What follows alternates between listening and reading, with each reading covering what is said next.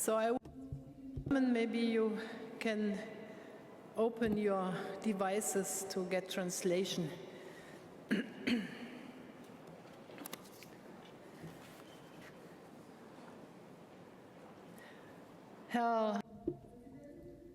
Mr. President, Vice President, Excellencies, ladies and gentlemen, dear colleagues, I had the honor in the year 1995 as the then Minister for Environment of the Federal Republic of Germany to preside over the first UN Climate Change Conference.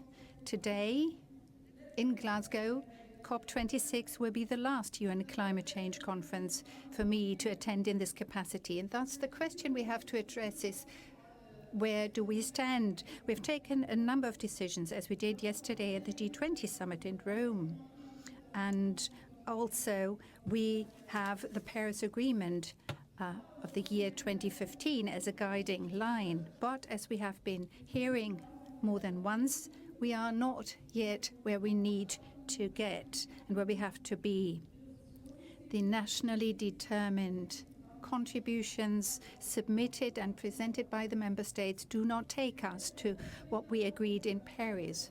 And the world community hopes, and I would like to underline this, that we present ourselves in a better shape at the end of this conference than we found ourselves in at the beginning. It is about the NDCs, but it is very much also about how we can measure our targets and goals in a more binding way, thus providing us with a yardstick. We all know that the impact of climate change is devastating. We must and we can implement the Paris Agreement, I believe. And we should make sure that this does not happen in the course of this century, but as we said at the G20 meeting, by mid-century. We know that the developed countries bear a special responsibility. This is especially true for the Federal Republic of Germany. And this is why we have once again increased our NDCs. By 2030, we want to cut emissions by 65% from 1990 levels, and we want to be climate neutral by 2045. I believe it to be essential for the credibility of industrialized countries that we provide the finance we promised. Germany and Canada have taken a closer look at the delivery plan on the $100 billion pledge. We have to admit that we will only meet this goal in 2023, belatedly that is, but we're going to meet it. That, I believe, is important.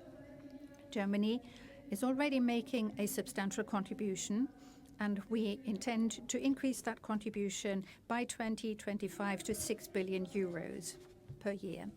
Achieving climate neutrality, that is on the one hand our objective, but on the other hand, it also is an indication of the concrete measures we have to take.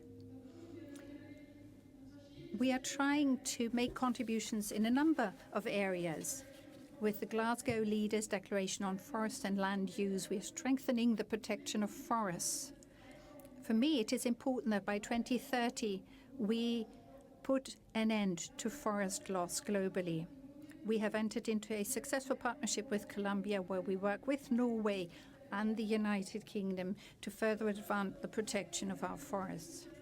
Germany will be part of an initiative that I believe to be especially interesting, and that is the Just Energy Transition Partnership with South Africa, where we show that it is possible to phase out coal. I think this can serve as a pilot project for many countries on the African continent. Yesterday at the G20 summit, we agreed that we want to stop the international financing of coal-based power is very important, and that we want to do so now. Ladies and gentlemen, it will not suffice if we take action only at the level of governments.